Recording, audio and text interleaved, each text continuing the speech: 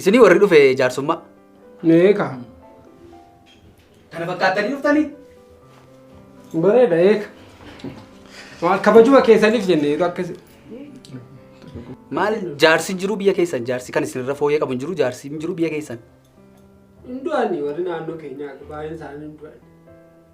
Fuula barabbade kanaafiyyuu latte harka qullaa dhuftanii akkas gocha sirbaa. Sirbine dhugaa waaqa maali? Meerree margi. Wayyoo hoolaa qabdu moo hin barree dhugaa waaqayyo nuunoo. Kan agartaa yaa Rabbi. Dhaloota aadaan beenne. Safuun hin jiru bakka aadaan beektaa waa tokko. Maaf beenna maal aadaa? Marga finnu? Akkuma qullaa dhuftanii kaa kas sirbaa.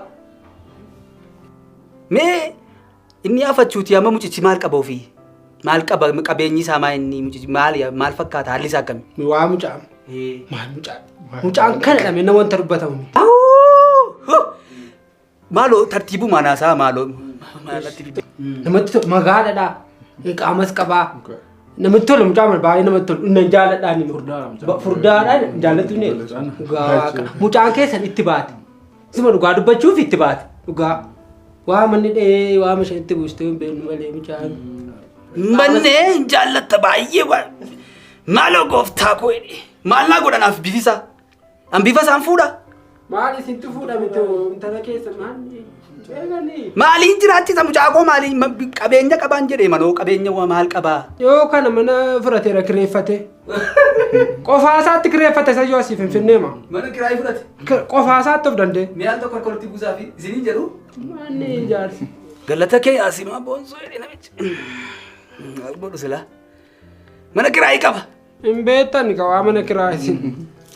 Beekani. Mi'aayira akka durii miti. Isa durii beekaa. Hin beektan. Isa waan akkasii qaba. Mucaani. Mucaa dhuguma isinitti mufecha mucaan baay'ee mucaa namatti toludha. Intalumti keessan iyyuu akka isheen taatu argitanii gaafa maqaa isaadha akkas godhatti maqaa isaa gaafa dhageessu iyyuu. Baama jaallatti. Hushafachu waan mee qabeenyuma inni qabu kana jettanii waan ittiin jiraachisu mucaa koo waan inni qabu natti maaloo angurranna dhukkubee maaloo. Mucaani baama mucaa beekamaadha. FB 5,000 qaba friendii. Facebookii. FB beekanu. Facebookii qaba. TikTok enga dabalateera. Ani follow gochaan hin jira. Instagramii qaba, YouTube WhatsApp qaba. Enga dheeraadha. Qaba sas. Abbaan koo bagumatu godhan dhaga'in du'e. Facebookii qaba.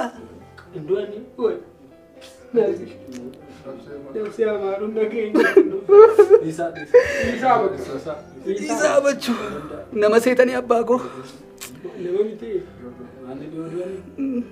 Maqaa kee afaan xaafuuti. Maal qabattarree waan biraa mee maal qabattan? Hojii biraas qaba. Maalidha meechiisa kanatti? Intaluma keessanii hojii olii gadi naannoo kaa maali? Beektanii. Hojii isaa kanuma? Maal kana caalaa? Isaan hojii hojjetaa. Isaan hojii hojjetaa. Yaadachiiste ergumayyuu. Engadda karaa. Afukaa. Egaa wanta tokko immoo feesbuukiin durba gaafate daqiiqaa tokko ture konfirm. Amma kuma shan qaba. Ijoollee durbaa baay'ee qabanaan jedhi kaa. Jechuun fireendiidha maali? Miistarrii biraazardi. Milli. Wayyoo beekan. Obbolummaa. Obbolaa durbaa baay'ee qaba jechuu keeti? Obbolaa.